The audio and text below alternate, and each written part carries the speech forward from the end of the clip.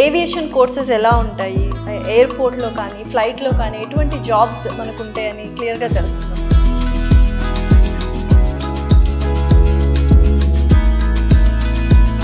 ఆ స్పేస్లో నువ్వు ఎంత దూరంకి వెళ్తే అంతగా నీ వయసు ఆగిపోతుంది. ఏవియేషన్ సంబంధించి ఏ జాబ్ వచ్చింది? ఫస్ట్ జాబ్ ఏంటి?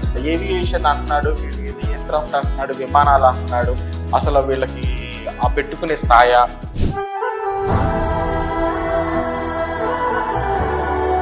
ఒకప్పట్లో తెలుగు వాళ్ళంటే ఆబ్వియస్లీ ఇంజనీరింగ్ ఆర్ డాక్టర్స్ ఇవే ఉంటుంది. మీరు ఇలా ఎలా టర్న్ అయ్యారు? అసలు ఏంటి లైఫ్ జర్నీ? మిరాకిల్ అనిపించింది. అంటే భూమి మీద ఎక్కడా లేని అది స్పేస్ లో ఉంది. చార్టర్ ఫ్లైట్స్ ఉంటుంది కావచ్చు, హెలికాప్టర్స్ ప్రొవైడ్ చేయడం, ఇప్పుడు మూవీ షూటింగ్స్ హెలికాప్టర్స్ అవి ఇది కావాలన్నా పర్మిషన్స్ అవన్నీ ప్రొవైడ్ చేయడం కావచ్చు. ఇలాంటివన్నీ చేస్తూ ఉండేవాళ్ళం అట్లా.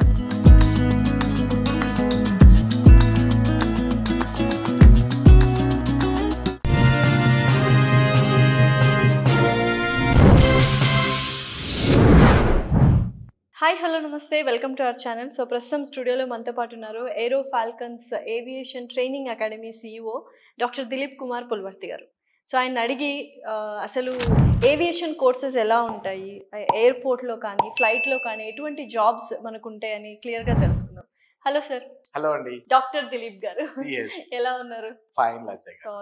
సో చాలా కోర్సెస్, హైదరాబాద్ అంటేనే ఎక్కడ చూసినా కోర్సులు ఉంటాయి.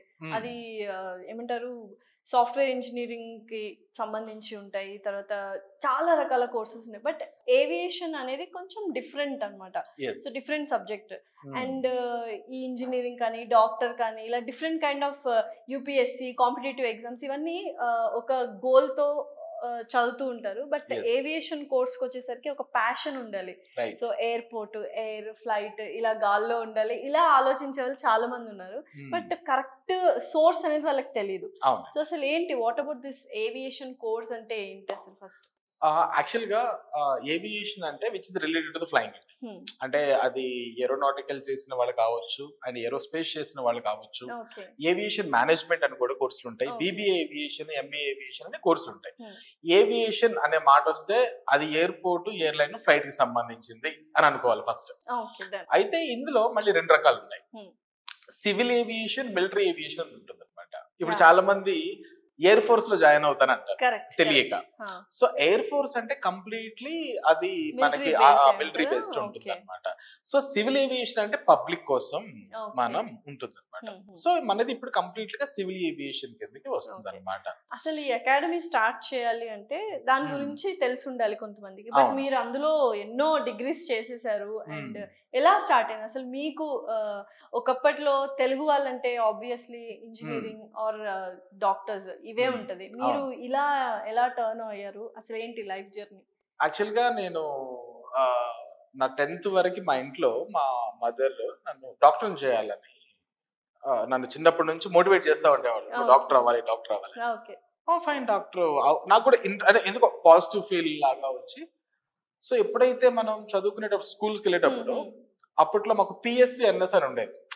ఈ సైన్స్ లోనే 2 గ్రూపులు PSC NS అని ఉండేది. ఎక్కువగా నాకు సైన్స్ మీద ఇంట్రెస్ట్ వచ్చేది, డాక్టర్ అవ్వాలి అన్నట్టుగా దాని మీద ఎక్కువ కాన్సన్ట్రేషన్ గా వెళ్ళిపోయేది. మ్యాథ్స్ ఒకటి వచ్చేది కదా, మనకి సంబంధం లేదు కదా, డాక్టర్ అవుతున్నాం మనం, ఏమైందిలే అని.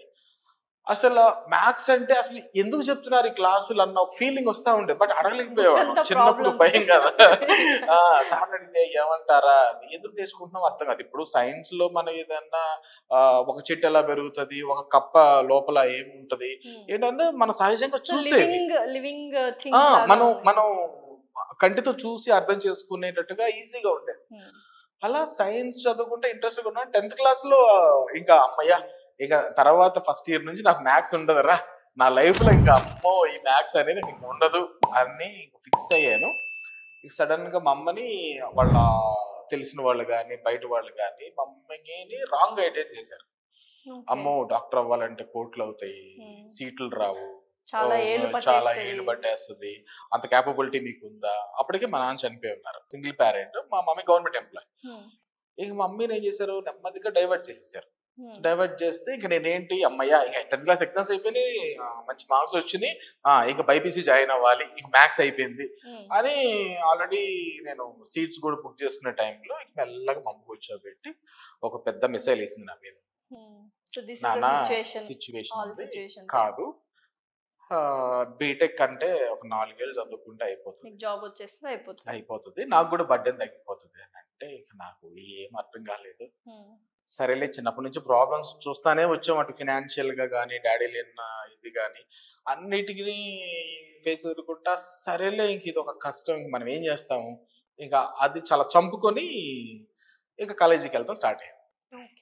కాలేజీకి ఎప్పుడైతే వెళ్తున్నామో అస్సలు ఏమీ అటెన్షన్ ఉండకుండా ఉండేది నాకు.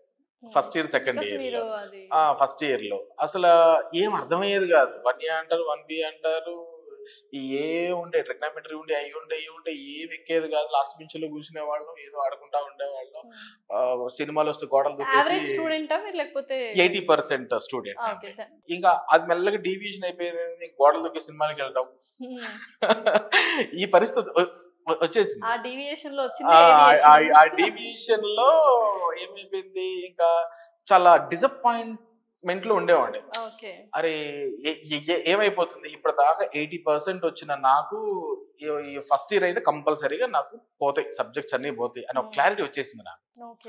అప్పుడు మెల్లగా ఏం చేశానంటే, మాకు 10 సెక్షన్స్ ఉండేయండి, ఓన్లీ ఎంపీసీలోనే మార్క్స్ ను బట్టి సెక్షన్స్ వేసేవాళ్ళు.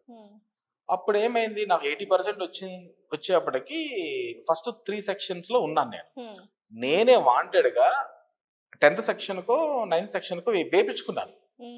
వేపించుకొని బై హార్ట్ చేయడానికి. అంటే ఒక రోజు ఎగ్జామ్ లో హాఫ్ ఇయర్లీ ఎగ్జామ్ జరుగుతుంది, జంబ్లింగ్ చేసి వేశారు. నా ముందు పడిన అబ్బాయి 9th బ్యాచ్ అనమాట, అంటే డల్ స్టూడెంట్. వాడు నాకన్నా బాగా రాస్తున్నాడు మ్యాథ్స్ ఎగ్జామ్, నాకన్నా బాగా రాసేటప్పటికి నేను షాక్ అయ్యాను. అరే నువ్వు ఏ సెక్షన్ అంటే 9th సెక్షన్ అన్నాడు. నేను 3rd సెక్షన్ లో ఉండి నేనే రాయలేకపోతున్నాను, నువ్వు ఎట్లా రాస్తావు అంటే అక్కడ బాగా చెప్తారు అని అంటే మెల్లగా ప్రిన్సిపాల్ దగ్గరికి వెళ్ళి, సార్ నేను సెక్షన్ చేంజ్ చేయాలంటే ఆయన ఏమనుకున్నాడు, 3rd సెక్షన్ నుంచి 2nd సెక్షన్ అనుకున్నాడు. లేదు సార్ నన్ను 9th సెక్షన్కి ఏంటి అంటే, నీకెందుకు రా బాగానే చదువుతున్నావు కదా అంటే, లేదు సార్ నాకు అర్థమైపోతుంది సరే సావు.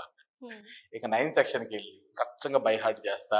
అప్పుడు కొంచెం ఎగ్జామ్స్ రాయగలుగుతున్నాను, అంటే అక్కడ ఏవైతే క్వశ్చన్లు ఇస్తున్నారో దానికి ఆన్సర్లు వచ్చేస్తాయి.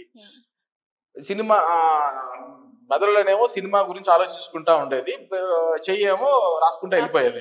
సో దీనికి పెద్ద సంబంధం లేకుండా అయిపోయింది. కానీ ఒక డిసప్పాయింట్మెంట్ లో తర్వాత ఏం చేయాలి, ఇప్పుడు డాక్టర్ అనుకున్నాం అవ్వలేదు, ఇప్పుడు ఏం చేయాలని ఇంటికి వచ్చి డిస్కవరీ ఛానల్లో నేషనల్ జియోగ్రఫీ అప్పుడే మనకి తెలుగు డబ్బింగ్లు స్టార్ట్ అయినాయి అందులో. అప్పుడు అందులో ఒక ఆస్ట్రోనాట్ ఏరోస్పేస్ ఇంజనీర్ ఒక డాక్యుమెంటేషన్ గురించి చెప్తున్నారు. అవును నేను ఆ రోజు ఈ మిసైల్ మీద వర్క్ చేశాను, ఈ శాటిలైట్ మీద వర్క్ చేశాను అని తెలుగు డబ్బింగ్ వస్తుంది. అయితే నాకు అందులో నచ్చిన ఒక్క విషయం ఏంటంటే, నా లైఫ్ ని చేంజ్ చేసింది.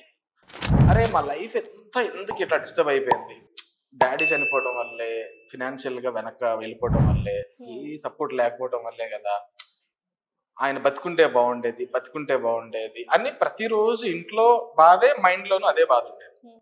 కానీ ఆయన డాక్యుమెంటేషన్ ఏం చెప్పాడంటే, ఈ పాయింట్ నుంచి ఒక 100 కిలోమీటర్లు నార్త్ ఈస్ట్ సౌత్ వెళ్తే ఒక ప్లేస్ వస్తుంది, లేకపోతే ఒక రోడ్ వస్తుంది, లేకపోతే ఒక చెరువు వస్తుంది, ఏదో ఒకటి వస్తుంది. కానీ అదే 100 కిలోమీటర్లో మనం పైకి వెళ్తే స్పేస్ వస్తుంది. ఆ స్పేస్ లో నువ్వు ఎంత దూరంకి వెళ్తే అంతగా నీ వయసు ఆగిపోతుంది. అంటే ఒక లైఫ్ అనేది ఎంతగా మనకి సేవ్ అవుతుంది అంటే, మనిషి ఎన్ని రోజులు ఇంకా బతకగలడు, పాజ్ అయిపోతుంది. అది ఏమైతుంది, అది మా డాడీ చనిపోయిన దానికి, మేము కోల్పోయిన దానికి, ఒక ప్రాణానికి నాకు మనం డాక్టర్ ఎందుకు కావాలనుకుంటే ఒక ప్రాణం నిలబెట్టుకోవడానికి. అరే స్పేస్ ఒక మిరాకిల్ అనిపించింది. అంటే భూమి మీద ఎక్కడా లేనిది అది స్పేస్ లో ఉంది. అది కనెక్ట్ అయిందండి ఆ రోజు.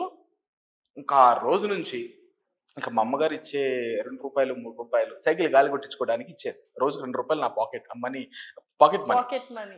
అవి ఏం చేసేవాళ్ళం, రోజు గాలి కొట్టించుకోవడం కదా, అలానే రోజు పంచర్లు అవ్వవు కదా. ఇక ఏం సమోసాలు తింటానుకో లేదా చిరుతిళ్ళు తింటానుకో ఆ 2-3 రూపాయలు సరిపోయి అవి మెల్లగా ఒక 4-5 రోజులు సేవ్ చేసుకోవడం, ఇంటర్నెట్ కేఫ్కి వెళ్తాం. ఇంకా అప్పుడు కింద చూశాను ఏరోస్పేస్ ఇంజనీరింగ్ అని. ఆ ఏరోస్పేస్ ఇంజనీరింగ్ అవ్వాలంటే ఏం చేయాలి? సరే ఇంజనీరింగ్ అనుకున్నాం కదా మా అమ్మ. అప్పట్లో ఇంటర్నెట్ అంటే మనకి అంతే, ఇంటర్నెట్.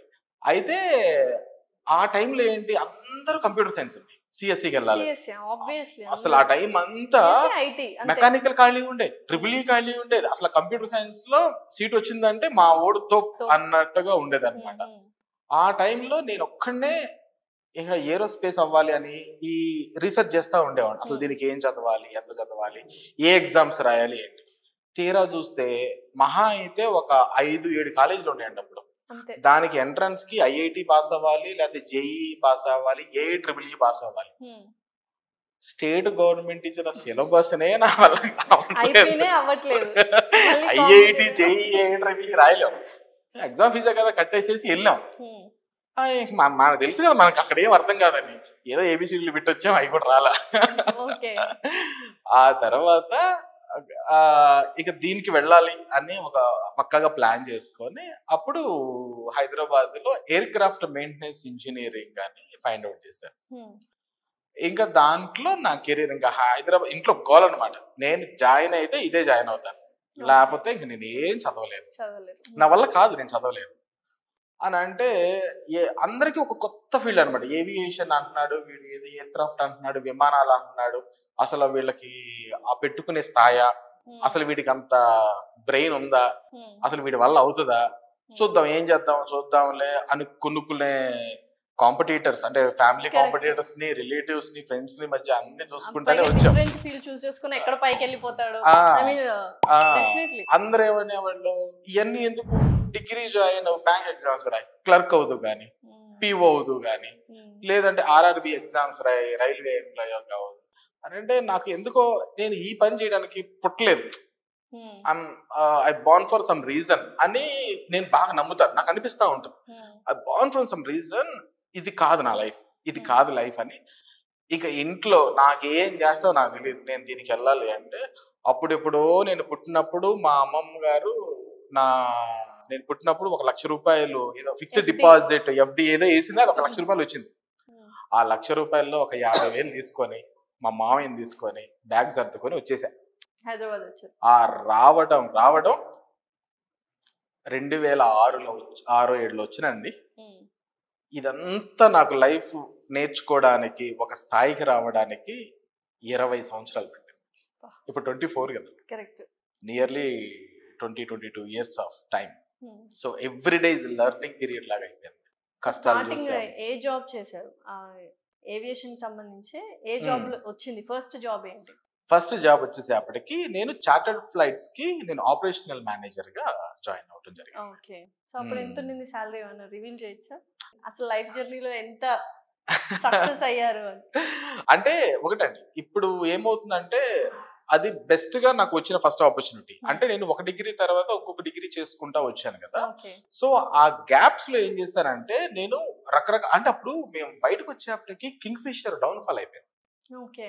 అప్పుడు మాల్యా అది చేస్తానా, అప్పుడు జెట్ ఎయిర్వేస్ కొత్తగా వచ్చింది. అసలు ఈ ఉద్యోగాలన్నీ చాలా టైట్ అయిపోయినాయి.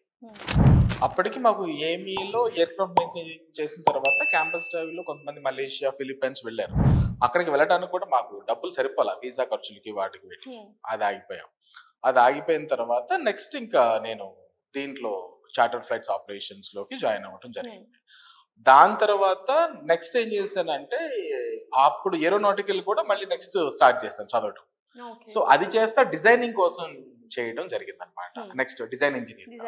ఆ తర్వాత డిజైన్ ఇంజనీరింగ్ మీద ఏరో డిజైన్స్ లో మళ్ళీ ఒక జాగ్వార్ ఫ్లైట్స్ మీద దాని మీద వర్కౌట్ చేయడం జరిగింది. ఆ తర్వాత మేము మా సర్కిల్లో వాళ్ళు వీళ్ళు ఫ్రెండ్స్ ఉంటారు. సో కొంతమంది పైలట్స్ నా రూమ్మేట్స్ ఉన్నారు అప్పట్లో ఏమీ చేస్తున్నాం.